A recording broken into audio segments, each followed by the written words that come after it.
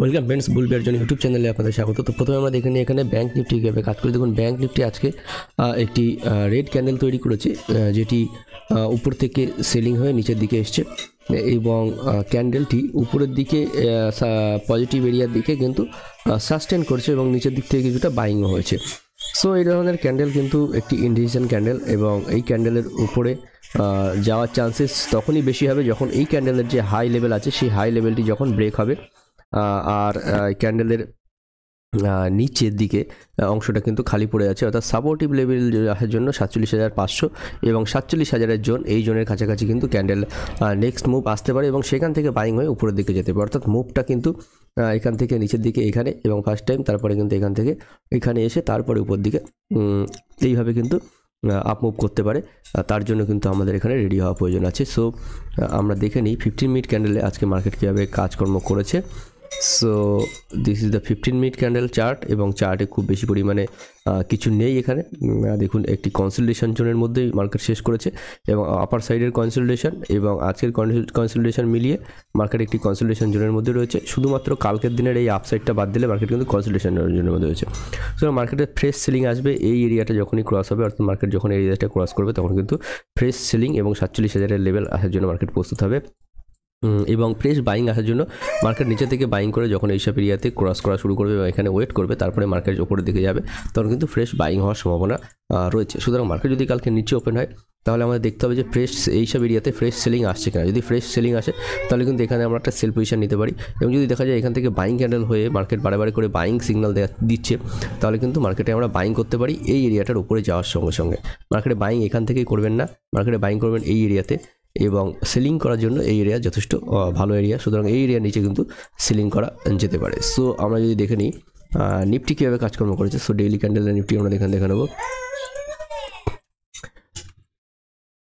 So আমার নিফটির chart এখানে খুলে নিচ্ছি। নিফটিতে দেখুন একটি টাইনি ডোজি টাইপের ক্যান্ডেল তৈরি হয়েছে। সুতরাং মার্কেট কিন্তু কালকে যদি নিচের দিকে ওপেন হয় তাহলে কিন্তু মার্কেটে এই কালকের যে ক্যান্ডেলের লো আছে এই লো ক্রস করার সঙ্গে সঙ্গে মার্কেটে কিন্তু বড়সড় সিলিং আসতে পারে এবং এই সিলিং এরিয়াটা এই জোনের কাছে আসতে পারে, অর্থাৎ 22,300 জোনের কাছে কিন্তু সেলিং আসতে পারে। সেই এরিয়ার জন্য নিফটি কিন্তু এখানে প্রস্তুত হতে পারে। সো আমরা যদি ডলার ইন্ডেক্স দেখে নিই, ডলার ইন্ডেক্স যথেষ্ট নিচে রয়েছে এবং এটি মার্কেটে ফ্রেশ বাইং সিগন্যাল প্রোভাইড করছে। সুতরাং মার্কেটে কিন্তু ফ্রেশ ডলার ইন্ডেক্স দেখে বাইং জোন আছে, মার্কেট সাপোর্টিভ এরিয়াতে আছে। ইউএস ডলার, ইন্ডিয়ান রুপি যথেষ্ট সাপোর্টিভ মুডে রয়েছে। ইন্ডিয়া ভিক্স যথেষ্ট নিচে এসছে, সুতরাং মার্কেটে কিন্তু বাইং হয়ে মার্কেট উপরের দিকে যাওয়ার চান্সেস কিন্তু বেশি আছে, অর্থাৎ এটি কিন্তু মার্কেটকে সাপোর্ট করছে যে মার্কেট উপরে যাবে। সো আমরা যদি ব্যাঙ্কগুলো দেখে নিই, বড় বড় ব্যাঙ্কগুলো কীভাবে কাজ করেছে। So this is the bank, HDFC bank. HDFC bank যথেষ্ট আপসাইডে কাজ করছে এবং উপরের দিকে সাস্টেন করছে এইচডিএফসি ব্যাঙ্ক। দেখুন এখানে যারা দেখতে পাচ্ছেন যে মার্কেট কিন্তু বাইং সাইডের উপরের দিকে সাস্টেন করছে এইচডিএফসি ব্যাঙ্ক। কোনোদিন বাইং আসছে, কোনোদিন আসছে না, অর্থাৎ এখানে কিন্তু এইচডিএফসি ব্যাঙ্কের ক্ষেত্রে বাইং বা বায়াররা এখানে ভ্যালু পাচ্ছে।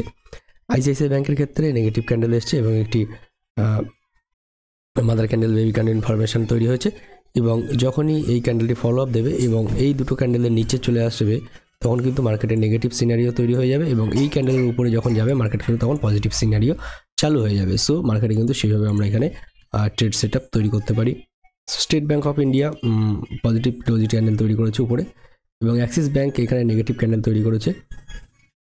Kotak Mahindra bank negative, Punjab bank hammer negative তৈরি করেছে। পিএসইউ সেক্টর উপরের দিকে ছোটো ক্যান্ডেল তৈরি করেছে, যেটি কিনা একটি টাইনি ক্যান্ডেল এবং স্মল ক্যাপ এখানে পজিটিভ ক্যান্ডেল তৈরি করেছে, মিড ক্যাপ টিনি ক্যান্ডেল তৈরি করেছে। অটো ইন্ডেক্সেও তেমন কোনো কেনাবেচা আজকে ছিল না। সো ইন্ডেক্স অনুযায়ী কিন্তু মার্কেটে খুব বেশি তেজি বা খুব বেশি পতনের এখানে দেখা যাচ্ছে না। সো আইটি ইন্ডেক্সে একমাত্র তেজি দেখা যাচ্ছে, যেটি কিনা ডোজি তৈরি করেছে, তবুও কিন্তু নিচের দিকে একটি হ্যামারের উপরে ডোজি তৈরি করেছে। সুতরাং এর উপরে গেলে মার্কেট কিন্তু এখান থেকে পজিটিভ হওয়ার চান্সেস থাকবে। মেটাল ইন্ডেক্স পজিটিভ এবং রিয়ালিটি সেক্টর এখানে নেগেটিভ সাইন দেখাচ্ছে।